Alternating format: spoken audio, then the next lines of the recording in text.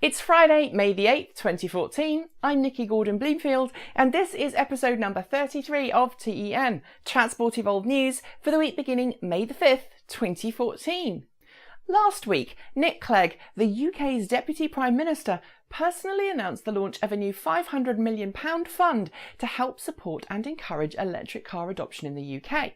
At the time, Clegg went on the record to say that owning an electric car was no longer a dream or an inconvenience, implying that there was no excuse for not making the switch from gasoline to electric. Except a few days later, Clegg was caught making the age-old excuse that while cars were great, electric cars weren't just suitable for his family. His excuse? There wasn't an electric car on the market big enough for him, his wife and 3 sons to use, and that his current ride, a beaten-up Ford Galaxy minivan, was just too big to be offered as an EV. We set the record straight this week with some suggestions for Mr. Clegg to consider that we think are both family-friendly and would suit the Deputy Prime Minister's role. Head over to our website at www.transportevolved.com to check out the list. Finally, after a very long wait, the BMW i3 has finally hit roads across the US. The first customers to receive their shiny new plug-in were Professor Charles Raby and his wife from Boston, Massachusetts.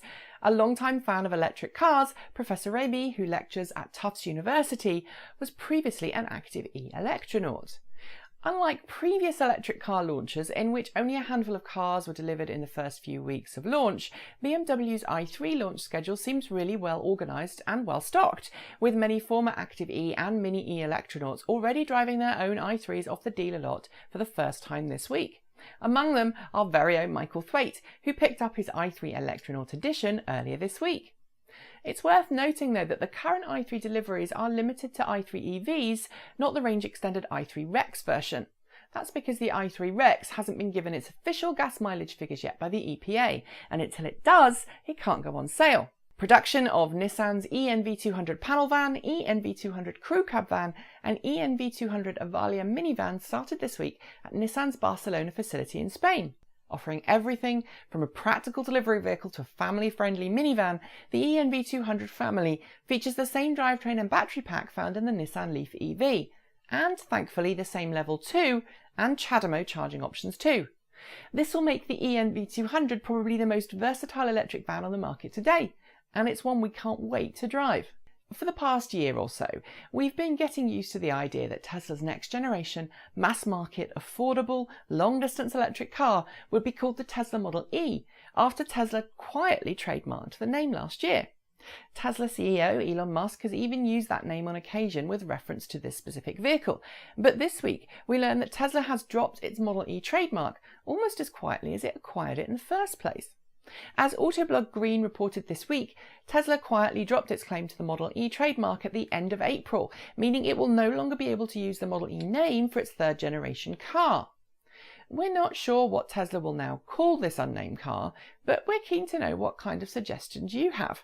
Automotive News was given the best evidence yet that Nissan is indeed working on doing something rather special to the range of its next-generation Leaf, courtesy of Nissan's executive Andy Palmer.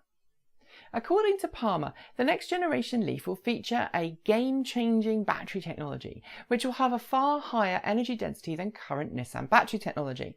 Higher energy density means more energy can be stored for a given size, and that means longer ranges between chargers. As for how far the next generation Leaf will travel, in his interview, Palmer hinted that a range of at least 300 kilometres or 186 miles would be needed in order for the next generation Leaf to compete in the marketplace with the new hydrogen fuel cell cars. Tesla Motors published its Q1 2014 results this week, sharing details of a really busy year ahead for the Californian automaker. Net profits for Q1 using the non-GAAP method of accounting came in at $17 million, or about 12 cents earnings per share. Using the GAAP method of accounting, however, Tesla turned a loss in Q1 of $50 million, equivalent to 40 cents per share. Also disclosed as part of its Q1 earnings, however, were Tesla's Q1 production and sales figures. Making 7,535 cars in Q1, Tesla sold 6,457, with the majority of the remaining cars being shipped out of the US for overseas markets. Production, Tesla told us, is up 15% from its end-of-year production figure for 2013, but by the end of this year, it says it will be producing 1,000 cars per week. Way to go, Tesla. We've heard many safety concerns over the years from people unsure that an electric car is for them. Among them are the concerns that electric cars will fry your brain with all that electromagnetic radiation produced from the motor. But fear has been put to bed again, thanks to the wonders of people who do science. Enter the results of a 7-country EU-funded study into the electric car radiation, led by STEREOTYPES, an independent research organisation based in Trondheim, Norway. The team of researchers examined the electromagnetic radiation produced by fully electric, hybrid, plug-in hybrid and hydrogen-powered cars and discovered that in general, vehicles with electric motors in them produce just 1/5 of the levels of electromagnetic radiation considered dangerous by the International Commission on Non-Ionizing Radiation Protection.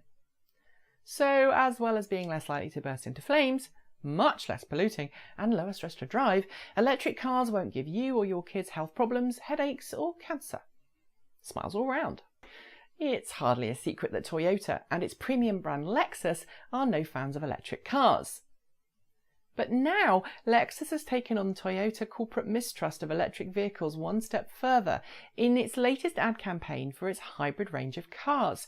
Starting with an image of a Nissan Leaf being plugged in and a superimposed timer counting down from 4 hours, the voiceover proclaims that while some are content to spend hours waiting at a charging station or driving in search of alternative fuel, we define progress differently. What follows is an attack on electric cars, portraying them as slow, boring and inconvenient, while hybrids, Lexus say, are forward-thinking, constantly evolving and better. They are, Lexus claims in its ad, the proven way. Let's just say that Lexus claims are misinformed and far-fetched at best and downright misleading at worst. For shame. We're guessing that we won't be seeing any Lexus plug-in hybrids anytime soon, or even electric EVs. Do you? We're often told by skeptics that electric cars aren't suited to life in the countryside or to high-mileage jobs like being a taxi cab.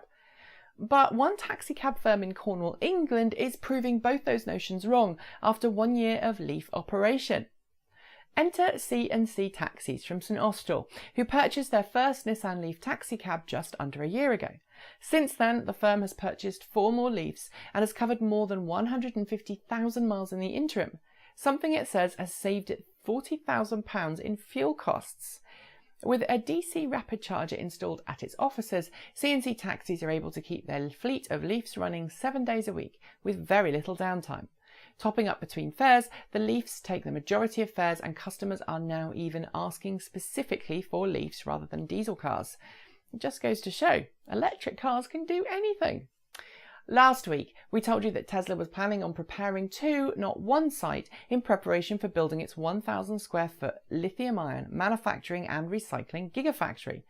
This week, we can tell you that groundbreaking is going to be happening at one of those sites in less than a month. That's according to Elon Musk, who was talking in yesterday's Q1 earnings media call, in which the Tesla CEO promised groundbreaking at least one of the Tesla Gigafactory sites sometime next month. We'll say one thing about Tesla, it sure does work fast.